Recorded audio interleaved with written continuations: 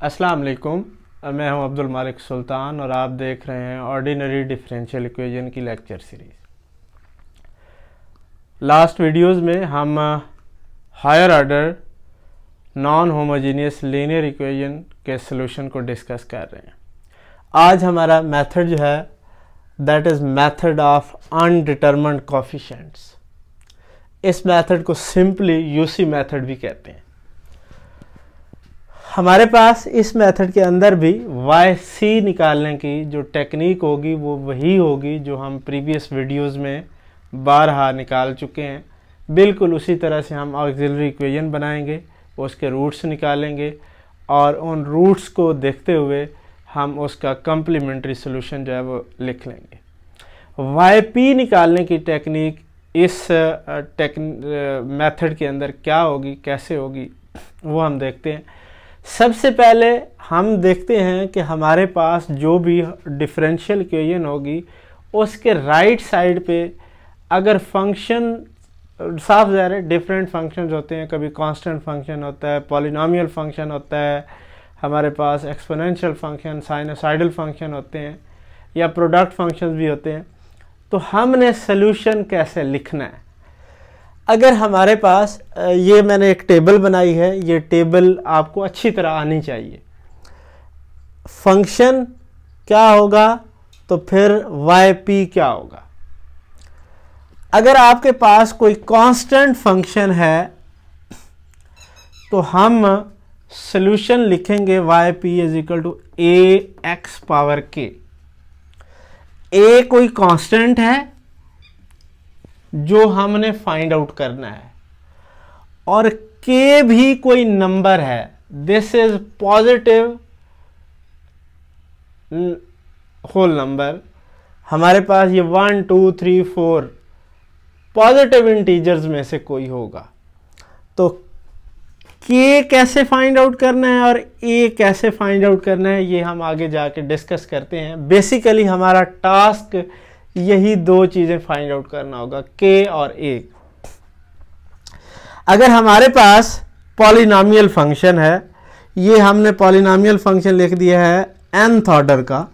अगर n power का है, साफ ज़ाहिर है इसके साथ छोटी पावर्स वाली टर्म भी हो सकती हैं, तो हमने मैक्सिमम पावर लिख ली है यहाँ पे। अगर xn है तो फिर हम क्या लिखेंगे, x power k multiply by एक मुकम्मल पॉलिनोमियल लिखेंगे जो है वो n पावर का a0 xn plus a1 xn minus 1 up to so on an minus 1x plus an।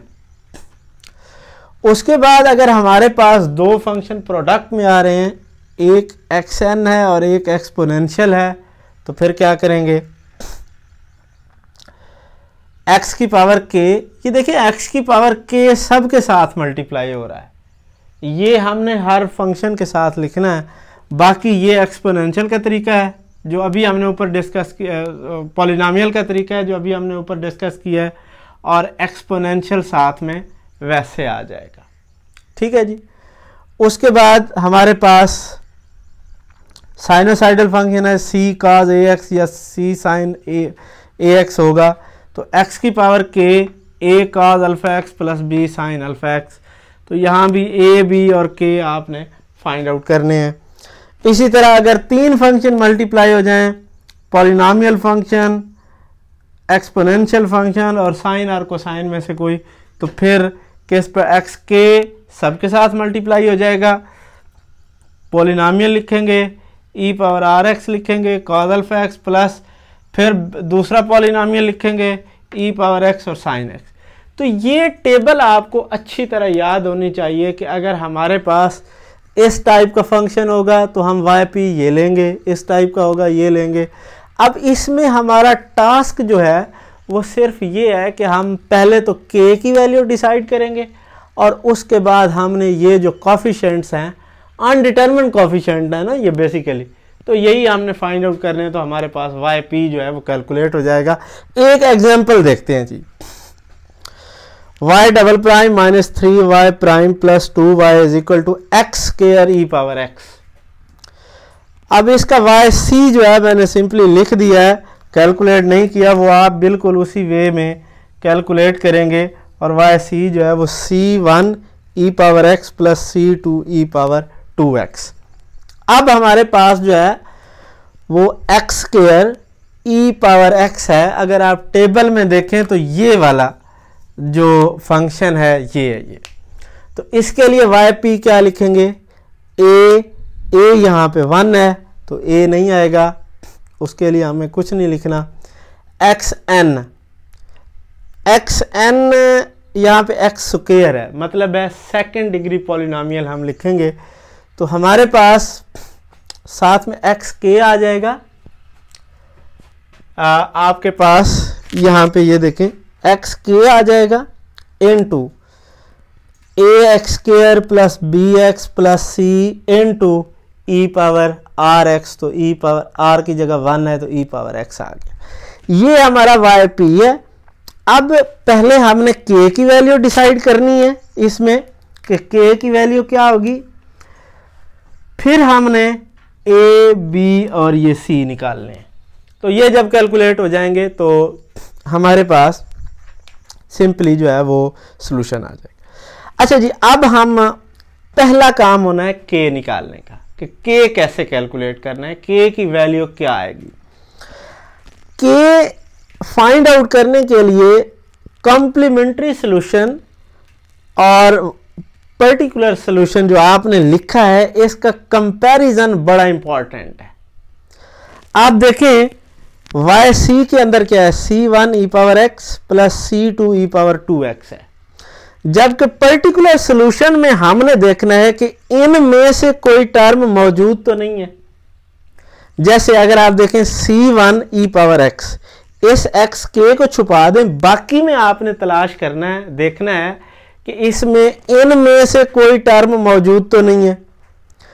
देखें जी यहाँ पे C1 e power x some constant into e power x है, और अगर आप इस टर्म को देखें ये c है और e पावर x उसके साथ मल्टीप्लाई हो रहा है, तो ये टर्म वाई सी के अंदर भी मौजूद है और वाई पी के अंदर भी मौजूद है।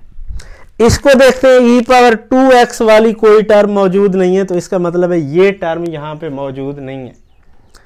अब कितनी टर्म्स ऐसी हैं जो वाई सी और वाई पी दोनों में मौजूद हैं, तो वो एक टर्म है। तो एक टर्म अगर ऐसी है जो वाई सी में भी है वाई पी में भी है, तो हमारे पास जो है वो k की वैल्यू जो है वो 1 आ जाएगी। ठीक है जी।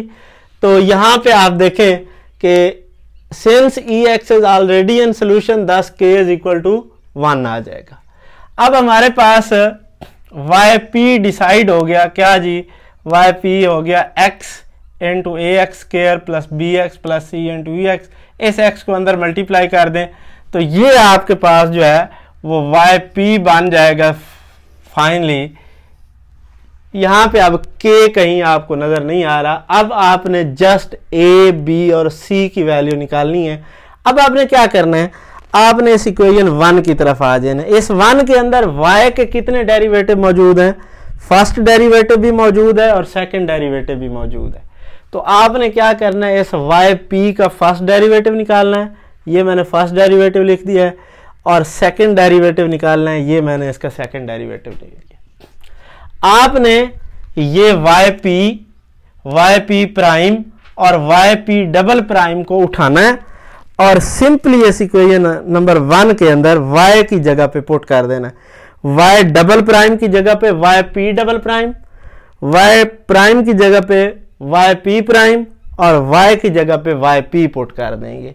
तो ये जब आपने सारी वैल्यू सब्स्टिट्यूट की हैं यहाँ पे 1 के अंदर, तो ये मेरे पास यहाँ तक जो है वो इक्वेशन बनी है। अब इसका सिंपल काम, उसके बाद आपने इसकी सिंप्लीफिकेशन करनी है। आप सिंप्लीफाई करेंगे तो ये आपके पास -3ax cube plus 6a minus 2bx plus c e power x is equal to x cube e power x। अब हमने क्या करना है, जस्ट हमने यहाँ पे आके इसके कोफिशिएंट कंपेयर करने हैं। जब हम कोफिशिएंट कंपेयर करेंगे तो ये एक्स क्यूब वाला कोफिशिएंट कंपेयर करेंगे तो -3 इज इक्वल टू 1, तो a की वैल्यू -1/3 आ जाएगी। x वाला कोफिशिएंट कंपेयर करेंगे, एक्स स्क्वायर वाला दोनों साइड पे नहीं है, तो वो नहीं हो सकता। x वाला कंपेयर करेंगे तो b की वैल्यू -1 और x नॉट वाला करेंगे तो c की वैल्यू जो है वो 0 आ जाएगी। अब आपके पास yp के अंदर ये yp था, उसके अंदर आपने a b और c की वैल्यू जो है वो जस्ट सब्स्टिट्यूट कर देनी है। जब आप इसके अंदर yp इज इक्वल टू इसकी वैल्यू सब्स्टिट्यूट करेंगे, इसके अंदर a की वैल्यू है -1/3 x क्यूब, फिर प्लस b की वैल्यू -1 है -x स्क्वायर, c की वैल्यू 0 है तो ये 0 हो जाएगा इनटू e पावर x आ जाएगा। तो ये आपके पास yp की वैल्यू कैलकुलेट हो गई है। अब आपको पता है कि y जो आपका जनरल सोल्यूशन होता है वो क्या होता है, yc प्लस yp के इक्वल होता है। तो yc की वैल्यू आपके पास है c1 e power x, c2 e power 2x और फिर -1/3 x cube plus x square e power x। ये आपके पास जो है वो फाइनल सोल्यूशन बन जाएगा जो कि यूसी मेथड से आपने कैलकुलेट किया। तो यूसी मेथड की और फंक्शन भी आप लेके इसकी प्रैक्टिस करें। तो अगर कोई भी इशू है तो आप कमेंट्स में या मैसेज में आप उसको डिस्कस कर सकते हैं। Thank you. अल्लाह हाफ़िज़।